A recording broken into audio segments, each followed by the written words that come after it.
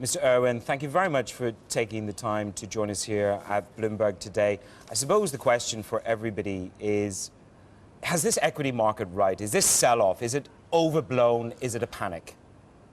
Well, I think it's clearly a panic, and I think it's helpful to understand some of the drivers of really what's going to happen next.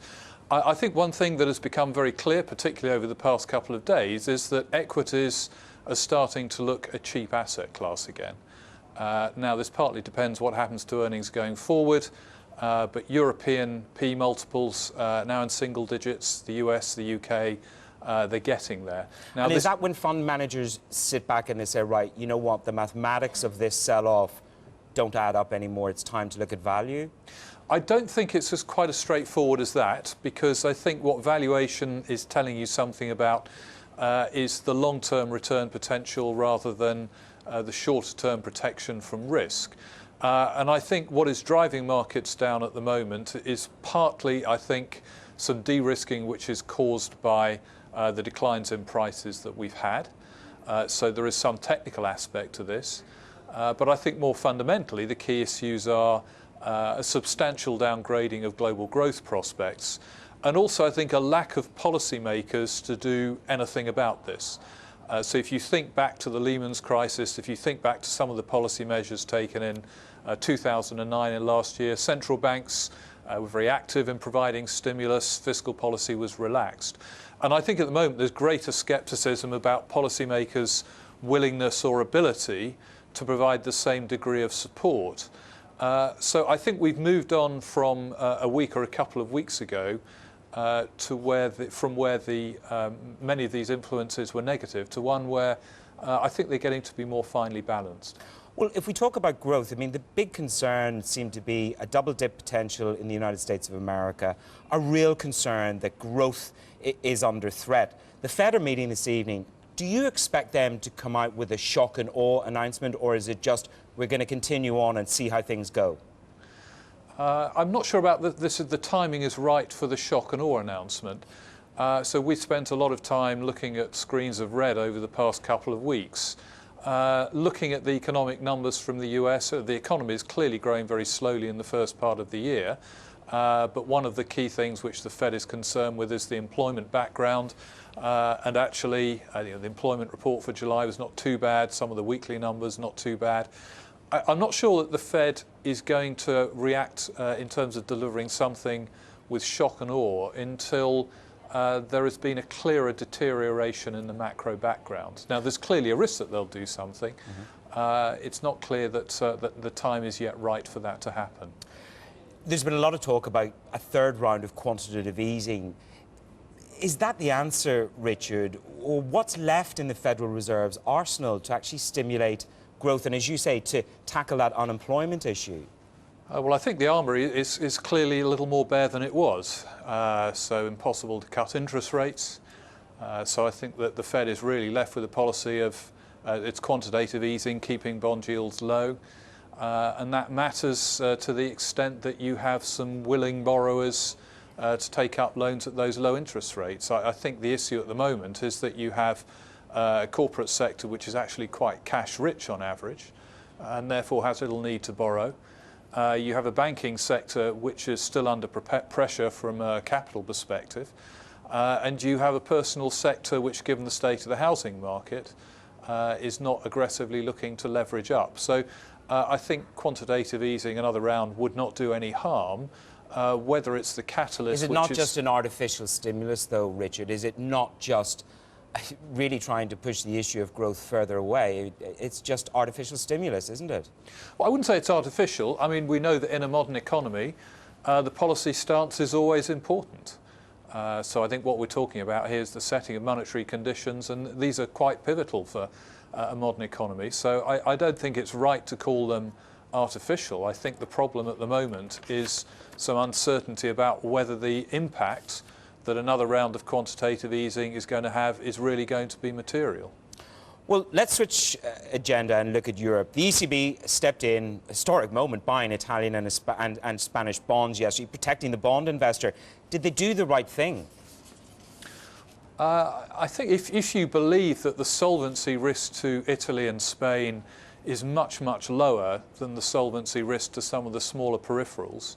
And what we're seeing at the moment is a liquidity crisis and short-term funding problems for Italy and Spain. Then I think the answer is that they did do the right thing. I think the ECB also has a mandate to try and preserve financial stability. And clearly an environment in which there were to be additional sell-offs in Italian and Spanish bond yields would have been, I think, a highly unstable financial environment. I think it would be wrong, however, to see yesterday's action as being, the end of the contagion effects to Italy and Spain. I think the next stage is going to be to allow the EFSF to get the authority to buy Spanish and Italian bonds in the secondary market. But I think more importantly, to provide an end to the contagion threat or a much reduced risk of contagion to Italy and Spain, the EFSF funding has to be materially larger because it's not really of a size at the moment where Italy and Spain could be funded for any length of time if these liquidity squeezes were to persist. And if the EFSF were to be so much bigger that it could very easily cater for liquidity issues in Spain and Italy, you would be much less likely to have these liquidity squeezes in the first place. Well, we've talked quite a bit there about the European Central Bank, and Trichet is the head of that institution. Now, the politicians, for all intents and purposes, are squabbling. Trichet has turned out almost to be the leader of Europe. Do you think he has done a good job in terms of the movements and U-turns that he's made? Well, I think he's in an extremely difficult position because I think that if one is looking for ultimate solutions to the European sovereign debt crisis, they're probably going to involve a changed political structure in Europe. It's probably going to involve the issuance of euro bonds. It's probably going to involve a greater centralisation of fiscal policy. And this is something which is really outside of the ECB's range of operation. I think if you look at the support that the ECB has provided in terms of direct bond purchases, acceptance of collateral for the peripherals, and the latest intervention, then I think you can say the ECB, by fits and starts, has come to play an important role in stopping this crisis getting worse. How would you sum up where we are in terms of these markets right now? I think it's a world of increasingly split opinions. I think you have those whose concerns are short-term, believing markets can decline still further. I think those who are focusing on the valuation side are increasingly starting to believe that this is turning into a buying opportunity. The latent issue, I suppose, we're also focused on the US. We're focused on the debt crisis in Europe, but China is growing less slowly than we anticipated. Is that the next big issue for us, a dramatic slowdown in China? Well, I think the economy has clearly slowed, and I think it's slowed partly because we have a global slowdown which is underway at the moment, and China is clearly a country for which exports matter. We've also had, in recent months, going back to last year, I think it's fair to say quite a material tightening in monetary conditions in China, also some tightening in fiscal policy. Now, I think it would be wrong to say that the slowdown we're looking at in China is of the same magnitude that we're looking at in Europe and the US. The absolute growth rate does seem to be firmer. But I think what we've seen importantly in the past is that the periods when the Chinese economy has slowed, particularly if that slowdown is partly attributable to a tighter policy stance, we've seen policy get quite loose quite quickly. So I think if we do have a period in which the Chinese growth numbers start looking weaker than they are at the moment, and maybe as importantly or more importantly, the inflation numbers start looking better, as we think they should, then it's quite conceivable that we get another of these shifts in Chinese policy, which would, I think, have very important implications for global financial markets and not just what is happening in China.